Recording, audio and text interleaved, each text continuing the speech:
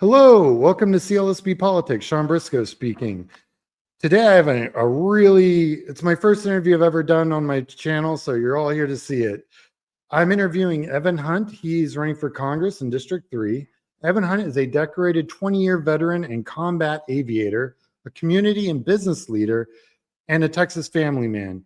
Evan is running for the U.S. Congress in Texas as a Democrat to take our country back from the extremist agenda and to better represent the diverse people of the 3rd District. For those of you that don't know, the 3rd District is north of Dallas County in a county called Collin County, and it's effectively the eastern half, and it goes into Hunt County. And I'll put up a map so everyone will see that on the description of this video. So everyone, welcome Evan Hunt. Hey, Evan. Thank you, Sean. Thank you for having me. So welcome to CLSP Politics. Real quick, first question I like to ask every candidate is, why are you running? That's a good question, Sean. The reality is I wanted to work in government when I was in college, and I interned for Senator Dodd in the Capitol. I interned for Senator Schumer at his office in New York City. But really, my dreams kind of got dashed, and my destiny was changed when September 11th hit on my senior year. And I wanted to serve my country. I marched down to the recruiter's office and joined the U.S. Air Force. I originally thought that'd be a 4-year stint, but I got the opportunity to fly B-1 bombers, the airplane behind me here. So I was a backseater, like Goose in Top Gun, the guy that dies. That was me. And that was really an incredible adventure. I got to fly combat missions over Afghanistan. I got to live all over the place. But really, it set me on a different path where before I knew it, I had been active duty almost 10 years. I had young children, and I really was just trying to build a life like a regular person, getting by on a single income. And I transitioned to a different mode of just, hey, federal service, service for the military, and then eventually for the National Guard was my way to serve. And I was lucky enough to have a good transition into industry as well, where I work in the business development function, and I've helped small and big businesses grow in particularly the technology space. So drone technology and counter drone technology has been my thing for a decade. And that means that I still get to work with generals and congressional staffers. And so I've sort of felt like part of the team. And I never really felt the need to try to run for Congress, nor did I feel like I really had the capacity or the means. I'm the regular person just fighting to pay the bills and make sure I raise good kids. But things have gotten so bad, and I'm so disturbed and concerned for our country. This is not the country that I think our ancestors, our parents, our grandparents marched for and fought for. It's not the country that I went to war for, and it's not the country that I want to leave to my children. And I looked at this race, and I believe the race in 3rd District is winnable. And I think it's incredibly important to put up a good fight right now and take our Congress back in 2026.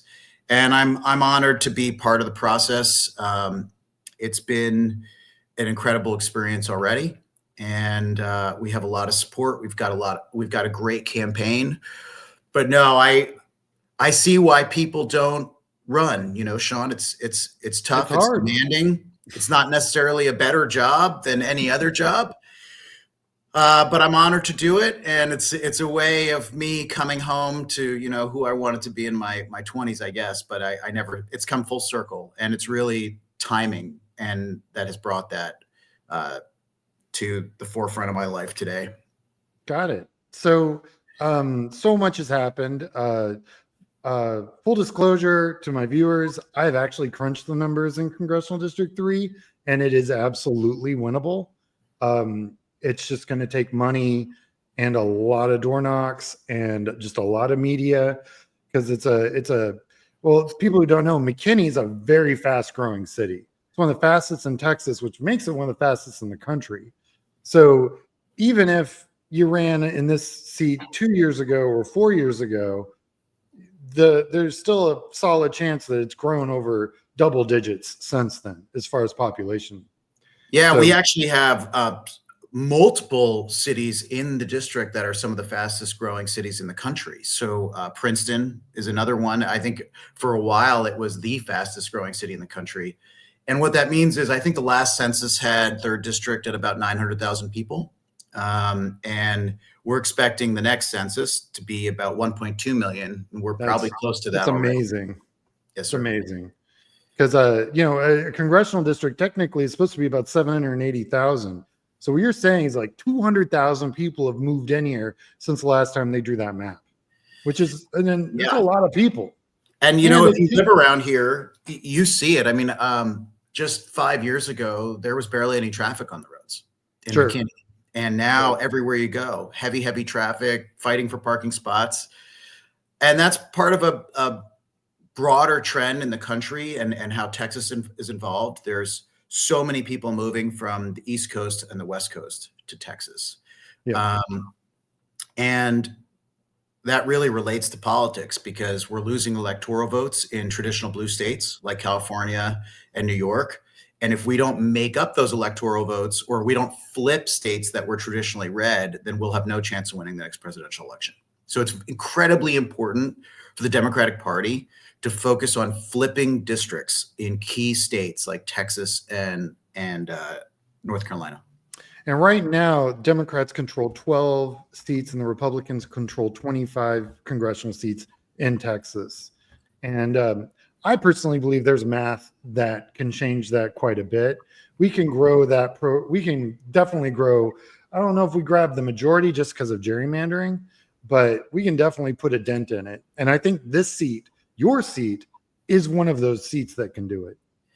So. Yeah, Texas is exciting because it's changed so quickly. I mean, you can look at some of the big names that ran before. Beto had an incredible race, was very close before, and that was sort of during a red wave. I think people are turned off. They're disappointed and a little scared. I don't think we're the only ones. And so a lot of the state is traditional Republicans that just sort of identify as Republicans, but they're learning that the Republican Party as it was does not exist anymore. And it's become... it's definitely different now. And it's become MAGA. I call it the MAGA movement, and it's not really a home for traditional conservatives. It's a home for Christian nationalists. It's a home for people that want a more authoritarian sort of single party form of rule. And it's in my opinion, it's totally un-American. So it's undemocratic, flat out. Yeah. Ironic that it's called Make America Great Again. Right. So speaking of MAGA, why don't you talk about your opponent just for a second? Yeah. Okay. Thanks, Sean. So my opponent is Nazi quoting, transgender bullying, Freedom Caucus, and MAGA poster child, Keith Self. Keith Self has been in the seat for 4 years. He complains incessantly about the size of government, and he preaches about fiscal responsibility. And yet Keith Self has never worked a day in business in his life. He has, for 5 decades between his military service and his service in local government and then eventually in Congress, he's been on the taxpayer dime.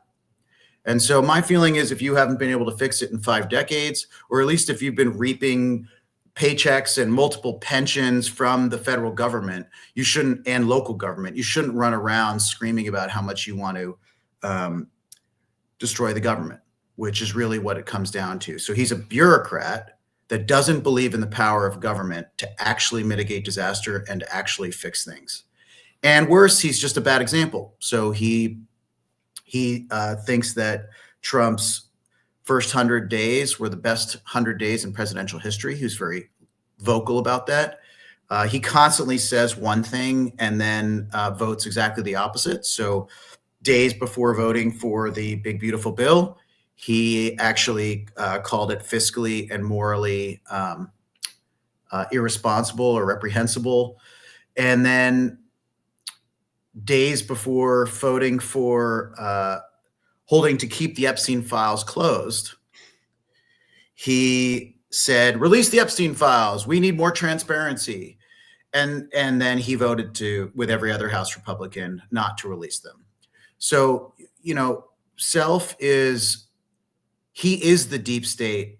He is the cover up that he claims to rail against. And maybe he's been in government too long, but he no longer represents the constituents of 3rd District. When he holds town halls, he can't hold a big town hall anymore. He gets screamed off the stage.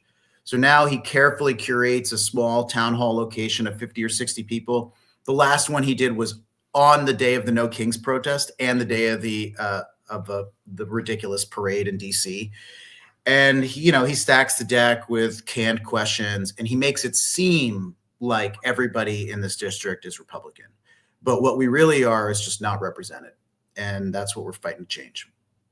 Right. And he voted for the OBBB, the One Big Beautiful Bill, right? Oh, yes, he did. And he takes credit, and I can send you an interview. He takes credit for having to stay up past his bedtime and stay up till 3 a.m. Because he wasn't comfortable with it. And then he said that when asked what changed, he said, "Oh, well, the White House got involved. And I was able to negotiate directly with the White House and get certain things in trade." And when he's asked what he got in trade, he won't tell you. Well, and when he's get asked anything, exactly, when he's asked when those things will come about, he won't tell you the timeline, which means he got nothing. And whatever he was promised from known liars at the White House, we know they're not going to follow through on. So all that means is he just caved to party pressure. And so I'm not giving any credit to a guy for doing his job just to stay up late and eventually caving to party pressure. Well, at the end of the day, he voted for a policy that will definitely, in just the first wave, shut down 16 rural hospitals in Texas. And yeah, I mean, there's so many problems with the Big Beautiful Bill, and thank you for bringing it up. I mean, first of all, because we're talking about Keith Self, his whole career, despite collecting taxpayer dime forever, has been really preaching as a fiscal hawk and preaching about small government and balancing the budget, which I can respect. The problem is he voted for the Big Beautiful Bill, which adds nearly $3 trillion to the budget, to the deficit. I think it's the best case scenario. It is best case scenario. Yeah. And this administration hasn't shown any real capability to spend according to their budgets anyway. So we're writing checks that our children will have to cash, and it's completely irresponsible. And when Keith Self talks about the Big Beautiful Bill, he says, well, you see, we had to pass these tax cuts. And, these tax cuts are shiny baubles that they hang. They're temporary tax cuts that they hang. Oh, they're temporary for people, the lower for end. normal people, the regular people. They're all temporary, and they hang them as distractions from the bigger issues, which are the permanent tax cuts and the permanent reductions to social services and to public organizations. And I'll just give you a great example. So they wrote in a tax cut to private jets. So if you buy a private jet under the Big Beautiful Bill and you use that jet just 50% of the time for business, you can write off it entirely. So if you're at a 38% tax rate, that means you just saved $3.8 million off a $10 million jet. But Sean, if you and I or any other normal person goes and buys a Ford truck for their job, we have to prove we use it 100% of the time in order to get that tax cut. So, that's just one example of this massive transition of wealth from the lower and middle class to the ultra rich that's inherent in this Big Beautiful Bill. And people are so scared about talking about taxes, but what Keith Self's really talking about is this taxes on tips, which only applies to a very small percentage of people. And then he talks about it's up to $12,000, I think maybe $15,000 of your total income for the year. Yeah. Well, it's nothing. And then it's the $1,500 tax credit. And frankly, most families I talk to would much rather have just paid the $1,500. And especially if that was just what it was going to be in the way forward.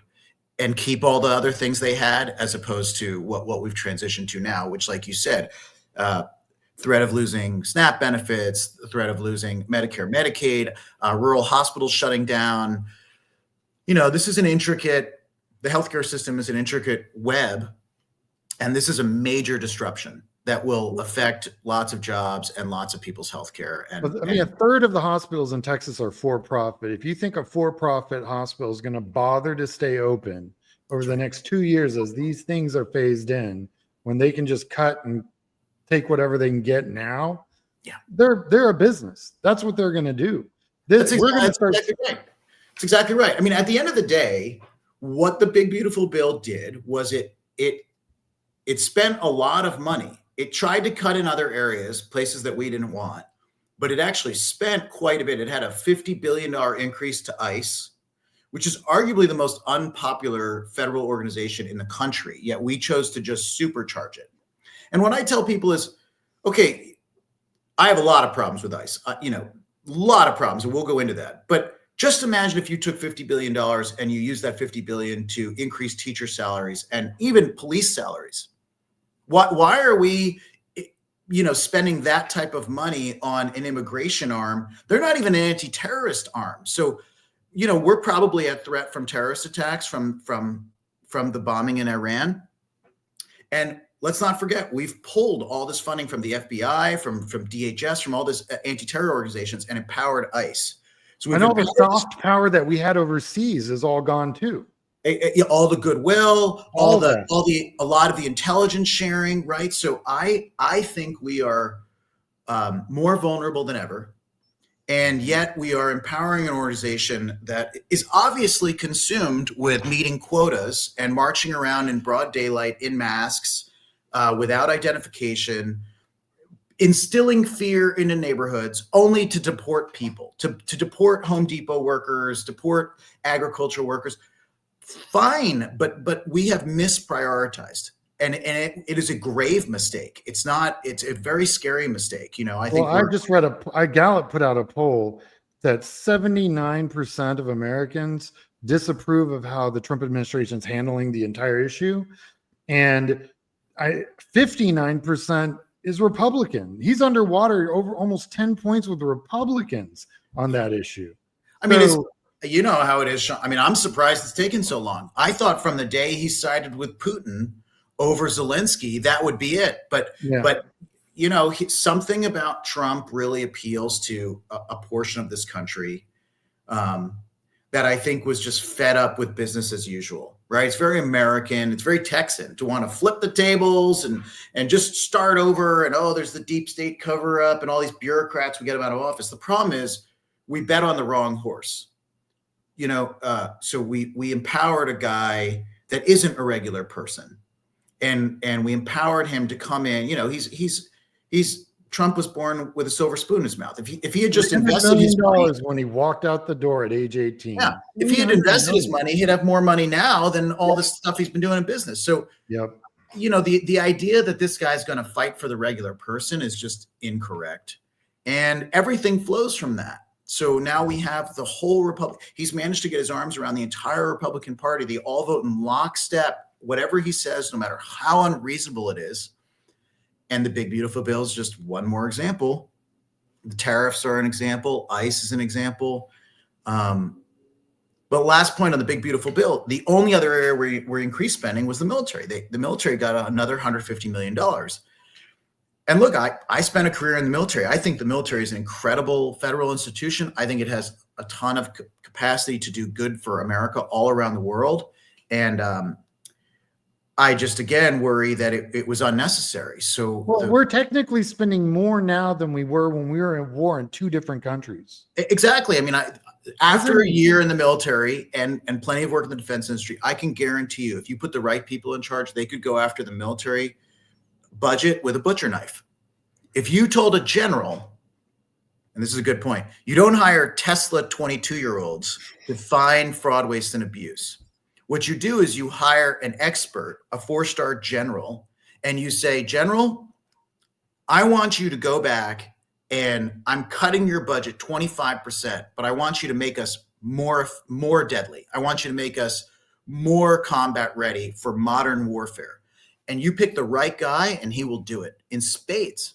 What we had is, this is just a joke. Doge was a failure. They were hunting for fraud, waste, and abuse. And of course, they barely found any, which doesn't surprise me because, most federal employees aren't there to make money. Like, no, they can do a lot better in the private sector. Yeah, you go, you collect, 60 to 120 grand a year. That's your life as a federal employee. And maybe you get a pension at the end of the day. You do it because it's got some meaning to you. In general, you're a good person. You don't want to deal with corporations and all that stuff. And so, but they're rule followers. People in the federal government are rule followers. The only rule followers we don't have are in the White House and are in Congress. And that is a real problem. The federal government is not where you'll find fraud, waste, and abuse. Go look in Congress. Go look in the White House. You'll find plenty. Mm-hmm. And so yeah, I think we absolutely need to decrease our military spending. We spend 10 times more than almost any other country on earth. And we're obviously not spending in the right way because it's widely acknowledged that we're not really ready for the next war. And, Pete Hegseth, as much as I really can't stand him, he's got this whole drone dominance thing. There's some brilliance to that. I mean, this is the future. You could massively pivot our spending to wide distributed autonomous drone delivery platforms that are low cost and are really and just built into current platforms. I mean, C-130s can hold a lot of drones. Yeah, there's a magical mix there that we can do, and you've got redundant government organizations. So we should be focusing on redundant government organizations, not single mission organizations like the Department of Education. I mean, right? I mean, you've got 1 billion government labs. You've got Army Research Lab, Air Force Research Lab. You've got all these university labs that all do DoD. Well, there are a lot of places to cut. There are a lot of extra jobs. They've just done it all wrong. And this is my larger problem with the administration and with Keith Self. Some of the vision of what they say they want to do isn't insane, right? It's like, hey, we want to make things more efficient. We want things to operate more like a business. We want a return to greatness of some sort. Okay, I can get behind that. It's how they're doing it. Everything they've done is wrong. I mean, look at the tariff rollout. You brought up the tariff rollout. Tariffs are an act of war. Right. And who pays for tariffs? American businesses pay for tariffs. And then we pay for it when we buy goods from those businesses. It just gets flowed right to us. Right. So, pisses off our allies. And it really hurts American businesses. And most American businesses have not felt the pain yet, but it's coming. It's coming. And all that means is, hey, it's not that tariffs aren't a tool. It's just that you need to be really careful about how you roll them out. You can't have 213 tariff adjustments in 6 months. Exactly. I mean, it's insane. So it's a disaster. It's like a bull in a china shop. It is just we're breaking things that have taken decades to build. I tell people, this change to a world order. I don't know why it sounds so good to everybody. Everybody says, "Oh, we're getting Europe to pay their fair share." I'm like, all right, well, let's remember the last time in history that we had a Europe that we couldn't push around. I remember it when Hitler rolled over half of Europe. So I'm not saying that's Europe today, but let's be clear. Since World War II, we've run around basically invading whoever we want, and Europe sends their troops to support us, to die in our wars. And so I just don't like pretending that we've been getting taken advantage of. We've been taking advantage of everybody. It's worked for us. We're the #1 country in the world. So what Trump does is he runs around saying, like, we've been getting ripped off. People have been taking advantage of us. I'm going to come change things. Well, what he's going to do is he's going to knock us down a few pegs. We're no longer going to be #1 in the world. And that means we're not going to be able to manifest our own destiny as we have. And he's not making America great again. He's making America weak again. By reducing grants and funding for research, it's like, here, China, take all these industries.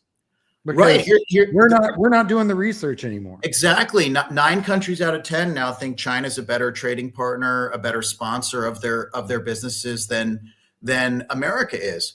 And we had one thing going for us, which is that we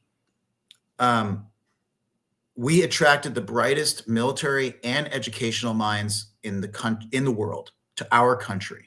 So our universities, Harvard, Yale, Columbia, it all flows from there, attracted 95% of the best students in the world. And our military, widely accepted as number one, attracts all our coalition allies, all their top tier military officers come to us for training. So that your point about soft power, that buys you so much soft power around the world. Even if they come get their education here and they go back to their home country, they've got a kinship with the U.S. They've got friends in the U.S. They know they owe something to the U.S. and that will all be gone if we continue at this rate. And when that's gone, all bets are off. So you getting into office, and I think the other Democrats that are running in what are currently red districts, and hopefully we turn blue, we only need a few seats. And then we've actually got to, for the first time since, and I'm going to tell you, 2026 is going to be nuts, and I don't have to tell you that. But we win the House in 26, and I'll be honest. I mean, I think Maine's flippable. I think we're going to hold on North Carolina. I think the way some of these states are going to have to deal with these hospitals closing in their rural districts, these senators are going to have to figure something out. Otherwise, these guys are going to boot them right out of office. So I think there's a lot of seats that are going to open up, even in the Senate, that no one even has on their radar right now. Yep. So you win in November 26. You're sitting in your office on Capitol Hill. What are some of the things you want to do to check Trump at the door? Because you're an independent, third tier government. And right now you have a Congress that is just lockstep with the president, abdicating all sorts of power. What would be some of the powers you'd want to take back? Yeah. So our founding fathers believed in a balance of power between the three branches of government. And just as a perfect example, Congress is supposed to have the power to declare war and tariffs and tariffs. So this is why all the change starts with taking Congress back, to your point. I do believe it's winnable. Our whole system revolves around the House of Representatives. It starts there, moves to the Senate, and then moves onward. But there are lots of little bills that are actually in work right now that I would love to jump on. I think Slotkin has a bill that would mandate that ICE agents have identification and don't wear masks.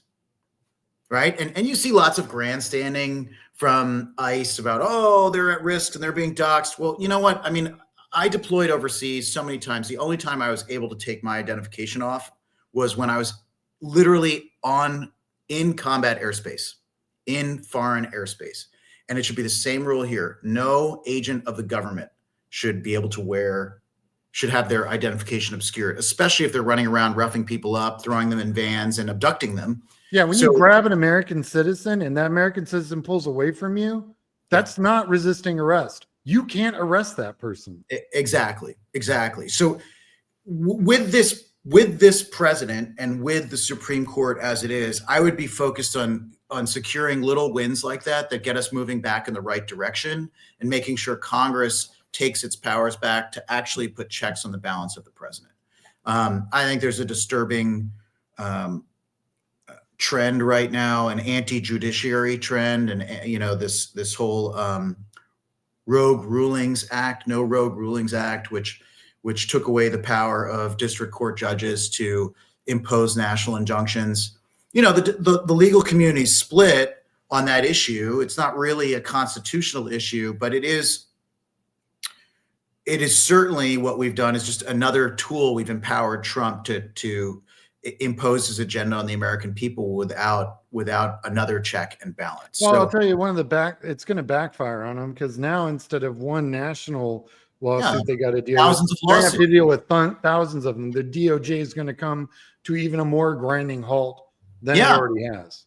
Yeah, I mean, I would look. We've got so many real issues to tackle. That, and this is another problem with the big beautiful bill. I mean, think about almost 1,000 pages of legislation of all of our leaders in the country debating and writing and making this huge bill that nobody even knows what's in it. Imagine if that time had been spent focusing on real healthcare reform. Right. Not trying to micromanage how many sodas a needy person can buy with their SNAP benefits, which is what Self says. Oh, well, you see, we found that people on SNAP benefits were using half their benefits to buy sodas, and we don't want that, so we're cutting it. I'm like, okay, you can change the rules, but that's what the federal government, the most powerful country in the world, the federal government needs to be worrying about how many sodas some poor kid is buying. I mean, it's ridiculous. Real legislation, reforming the healthcare system so that we're not all one medical emergency away from bankruptcy. Reforming the insurance system so we're not all one environmental disaster away from bankruptcy. And when I say maybe we're not defunding FEMA, when we're having, I mean, I was listening to NPR the other day. I'm not even going to talk about what they're doing to NPR. They were talking about, we would have like in the 90s, we had like about $58 billion worth of weather-based emergencies. Yep. Now we have $1 trillion a year in weather-based emergencies. So you know what I'm going to do? Defund FEMA. Yeah, I mean, look, we just had these floods in Texas. We did. And they were a horrible disaster. I mean, I picked up my 15-year-old daughter from sleepaway camp just a couple miles outside the flood zone just 2 weeks ago. So I cannot imagine the pain and suffering that the families. We both have daughters, and that blows my mind. And the victims have gone through, right? But when Democrats started to point out, not just Democrats actually, but when people started to point out that the flood warning system had not been kept up to date, they were attacked and they were called losers and evil. How could you politicize this type of event? And then what do you know? Governor Abbott schedules a special session, and his excuse is the floods. Okay, but in his agenda for the special session, the floods aren't even in the agenda, and it's all about redistricting Texas because Trump told him to go win 5 seats. Go get 5 more seats. Yeah, that is politicizing a tragedy. So now that it's been politicized, let's talk about it. The people of Kerr County turned down up to $10 million of aid from the Biden administration, specifically to upgrade their flood warning system. And if you go back through the rolls, there's a lot of anti-Democrat, anti-Biden speak, and they have a lot of excuses for not taking the money. And that's their right. But then eventually they took some of the money, but they didn't spend it on the flood warning system. It all went to the sheriff. Yeah, they spend it on pay raises, and they spend it on communication system. And, this is the problem when you have people in government that don't believe in government. Right. They don't believe that government can do good. They view government as evil. And it's like, if you know somebody who doesn't trust anybody else, it's usually because they're not a trustworthy person. So if you know a government bureaucrat that doesn't trust government, it's because they're not a trustworthy bureaucrat. Right. And FEMA, great example. My apartment got hit by Hurricane Ivan when I was at survival school in the military. FEMA was boots on the ground, shut down all of Perdido Key in Florida for a year, helping that place rebuild. And if you go back there now, it is a wonderful place to visit. So, I mean, and FEMA. Oh, I grew up on Guam. I've been through 13 typhoons and an you know what I mean? Earthquake. They provide an incredible amount of relief. They do. It's amazing. So, these government institutions, you asked what I would do. I would support these government institutions and make sure they're empowered, they're trained, they're equipped, they're funded in order to mitigate human disaster and help people, help the majority of people. They literally save lives. And I don't have all the answers, but you know what you do? You hire experts. You don't hire TV personalities and put them in charge of organizations. You hire real experts in their field, and you give them clear guidance. You don't have to hire Doge. You just need to tell them, hey, I'm sorry, your budget was 1.5 million. Now it's 1.3 million. Show me how you're going to make it work. Right? And most incredibly capable people will do that. Yeah. And yeah, so what's hard about, everybody says, well, what will you do? I mean, the war is on all fronts right now, Sean. I mean, it's like pick an issue. I'd love to talk about. Dart, you're going to hit something that enabling small business and job growth, fighting AI. We're talking about the big, beautiful bill. Somebody snuck in AI, a moratorium on AI regulation for the next decade. Now, that makes me think that AI wrote the big, beautiful bill, because that is insane. I mean, anybody in the tech space knows that is insane, even people at AI companies. So it's not that we have to be afraid of AI. We need to be afraid of unregulated AI. AI is a tool that we need to harness. So that's like the part of the Terminator movie that didn't make it into the movie. Like maybe 100%. It wrote laws before it even did the other stuff. That's right. It's like the prelude was that they passed a 1,000-page bill and somebody snuck in AI deregulation, and I mean, but that's just a great example of how big bills are not better. Right. They're not beautiful. What I actually believe is we need simplicity in our system, because it's very hard to be corrupt. It's very hard to have loopholes for the rich when it's simple. A good example, the Massachusetts has one of the best school districts in the country, public school districts in the country. Its public school code is roughly 400 pages, whereas in Texas, our public school code has bloated to 4,000 pages. And we're actively trying to defund our public schools. We've got this voucher program. We've got mandatory, now we've got mandatory 10 commandments need to be hung in every classroom. Teachers don't even know how they're paying for that yet. I mean, it's an unbelievable. Which 10 commandments is that exactly? I mean, just throwing it out there. There's a few different versions. I mean, right. It's like, I don't have any problem with the 10 commandments, but I have a problem with the 10 commandments before the Declaration of Independence at a public institution in a country where it's widely acknowledged we have a separation of church and state for a reason. And it's all over the founding fathers, that we are supposed to have a separation of church and state. And so even though we have many fantastic religious values, we've got Christian values certainly inherent in our society, which I love, they shouldn't be the topic of the way we legislate. So our founding fathers would be so pissed. That's right. That's right. My God. So back to this point about complication and lengthy bills and lengthy code. Tax code's the same way. Why is tax code so complicated? I mean, you and I are educated people. I can't do tax code without software's help.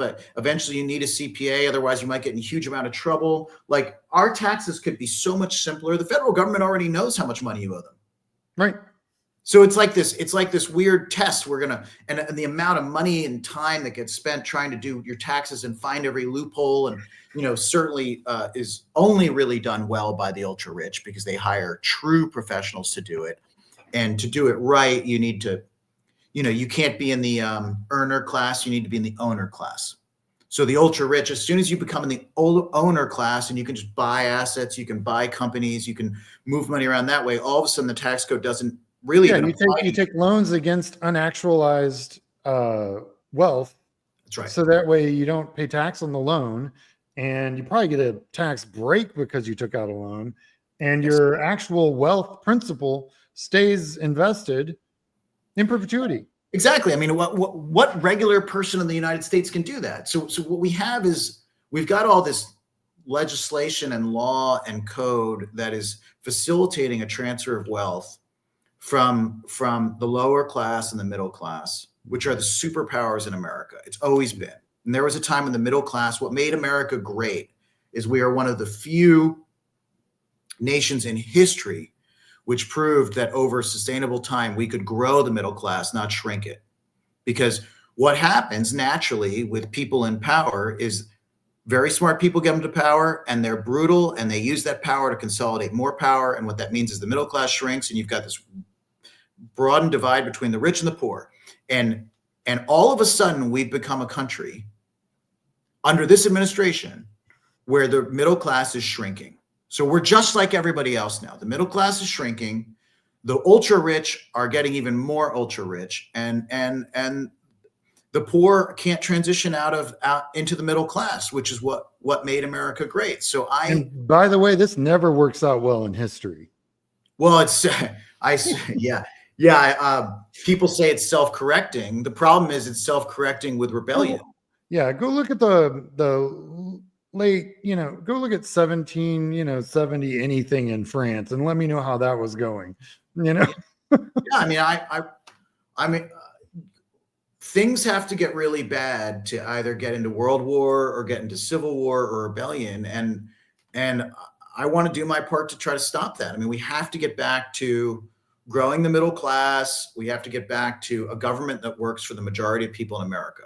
Right. The war in public school is a perfect example. 99% of people send their kids to public schools.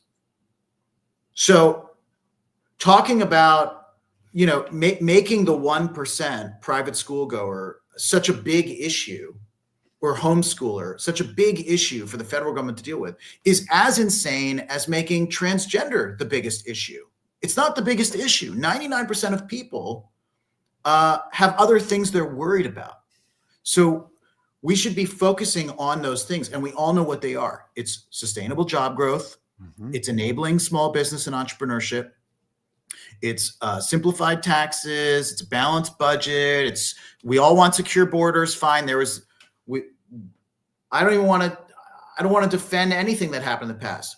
That was a mistake. We needed secure borders. We have secure borders now, right? So great. But now we need an immigration reform system where it's easier for good people to get in, harder to keep bad people out. And we need to provide the people that got in, frankly, while we were asleep at the wheel. They're good people just trying to come here for a better life, which is the American way. Lord knows they're kids who have been here their whole lives. Exactly. They're Americans. They deserve, they at a minimum, if they are otherwise law abiding, they deserve a path to recognition, to legal recognition, and eventually a path to citizenship. Right. And I'm not saying they have to do it for free. They can earn it. They can. There's so many programs we could institute that would allow people to earn their citizenship. They can't break laws. They have to pay into our benefit system with no guarantee they're going to get it back. Maybe they have to work in the local public schools, or they have to serve in the military. Like, there's so many things. Give people a way to earn recognition and citizenship instead of this focus on treating people like animals and sending them to alligator Alcatraz. This is not the American way. It is not. Well, Evan, I just want to do a quick shout out. I'm scrolling at the bottom of this is Evan's website. You can go there and you can donate. It's an expensive race. He needs to raise money. Evan, if it's cool with you, I want to have you back on maybe in a month or so, and maybe do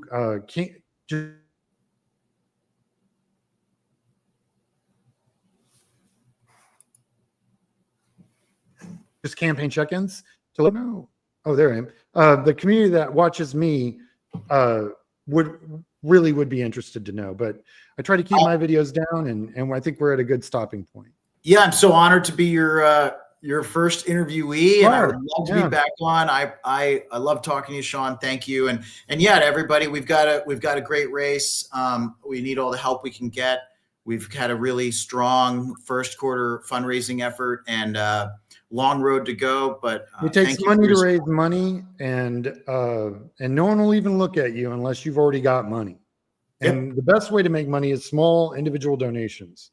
That's right. If you're watching this, it's key. Also, every dollar Evan gets now is worth $10 come election day.